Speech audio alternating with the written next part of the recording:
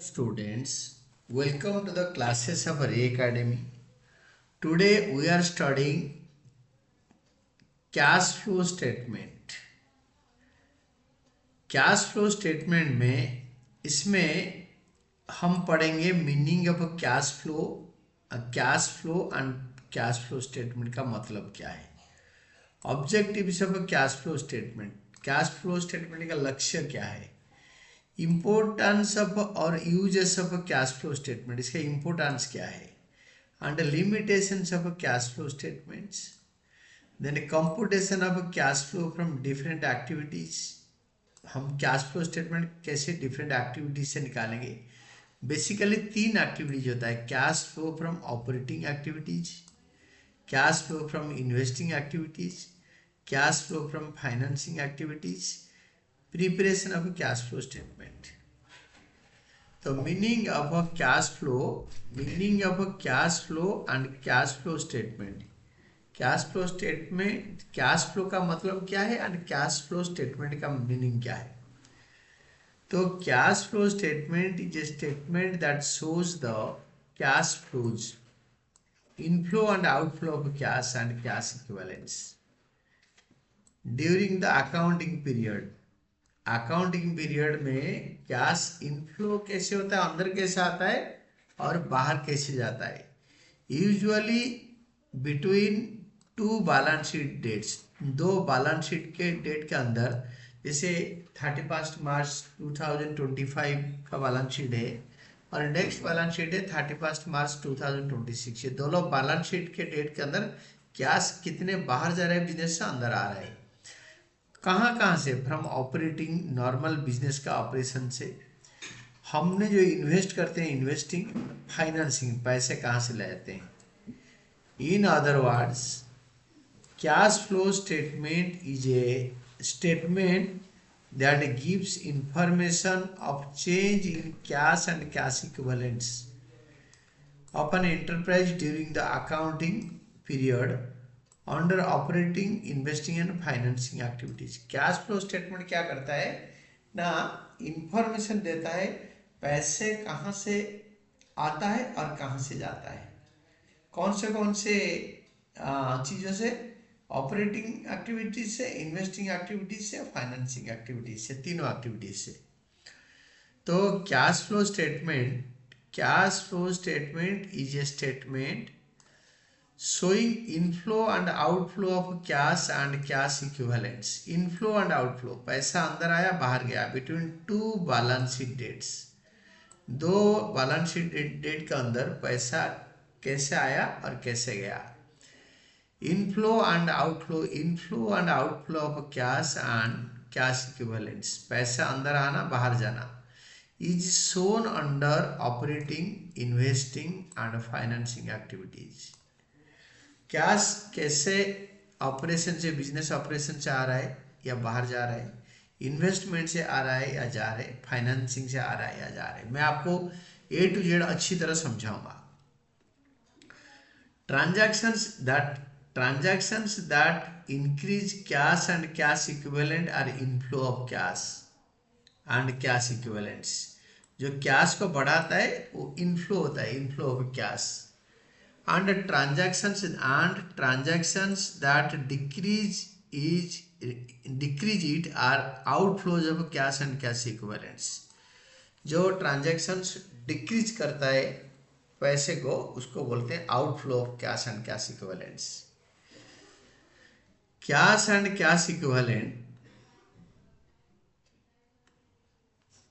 Cash and cash equivalents includes cash on hand, bank balance, demand deposits with banks, marketable securities. ये होता है cash के नजदीक। Cash and cash equivalent क्या होता है। कैश इन हैंड मतलब हमारे हाथ में जो कैश है, बैंक में जो हमारा पैसा है, बैंक बैलेंस। डिमांड डिपॉजिट से, डिमांड डिपॉजिट बैंक मतलब जब मन करे तब पैसे निकाल लेंगे, फिक्स डिपॉजिट नहीं। मार्केटेबल सिक्योरिटी, जो सिक्योरिटी मार्केट में तुरंत बिक जाए। Current investments are taken as marketable securities, current investment को बोलते हैं marketable securities. Unless stated to be non marketable securities, लिखा है current deposits non marketable securities, तो वो नहीं होता। Hence these are included in cash and cash equivalents, ये cash and cash equivalents में included होता है। Cash and cash equivalents are cash in hand, bank balance, demand deposits with banks, marketable securities. Current investments are included in marketable securities unless stated otherwise. अगर otherwise बताया नहीं तो current securities, marketable securities और current investments, ये हमेशा अगर बताया नहीं है तो ये कैश इक्विवेलेंट में इंक्लूडेड होता है। Cash flow statement is prepared as per accounting standard AS3 revised.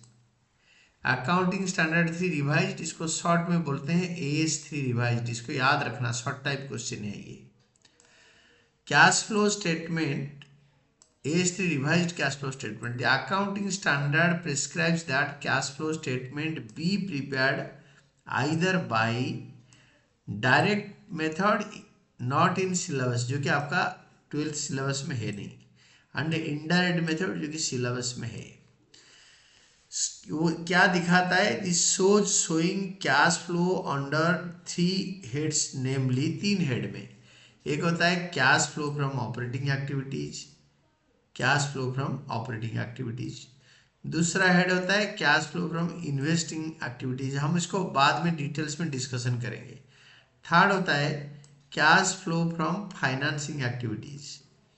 Cash flow statement by indirect method is prepared from the financial statements is, for example, balance sheet and statement of profit and loss of 2 years additional information। 2 साल का balance sheet और additional information को मिला के cash flow statement बनता है। Then objective of cash flow statement, cash flow statement का objective क्या है, तो objectives of cash flow statement, इसका उद्देश्य क्या है। द ऑब्जेक्टिव और purpose for which cash flow statement is prepared are, क्यों बनाते हैं, to determine the source of receipts of cash and cash equivalents under operating, investing and financing activities of the enterprise during the accounting period between 2 balance sheet dates. 2 balance sheet date के अंदर cash का source operating, investing and financing में कहाँ से पैसा आता है, किधर जाता है, वो पता करने के लिए होता है। तो दूसरा होता है, सेकंड होता है टू डिटरमिन एप्लीकेशंस और पेमेंट्स, ये पैसा आने का होता है, कहाँ से आता है, जाता कहाँ है। टू डिटरमिन एप्लीकेशंस और payments of cash and cash equivalents under operating, investing and financing activities of the enterprise during the accounting period between 2 balance sheet dates। पैसा कहाँ अप्लाई होता है, कहाँ चला जाता है। थर्ड होता है to determine net change in cash and cash equivalents, it is the difference between source यानी receipts of cash and application payment of cash under operating, investing and financing activities between the dates of 2 balance sheets, 2 balance sheet date के अंदर ये होता है। तो ये होता है objectives of preparing cash flow statement are, क्या है, 1 to know net inflow and और outflow under operating, investing and financing activities during the year, and to determine change in cash and cash equivalents for the year, ये दोनों चीजें determine करने के लिए होता है। तो ये हमारा होता है the basics of cash flow, meaning and objectives of cash flow statement. These are meaning and objective of cash flow statement. Then हम लोग पढ़ेंगे इम्पोर्टेंस यानी advantages of cash flow statement, then limitations of cash flow statement. तो we did objectives of cash flow statement.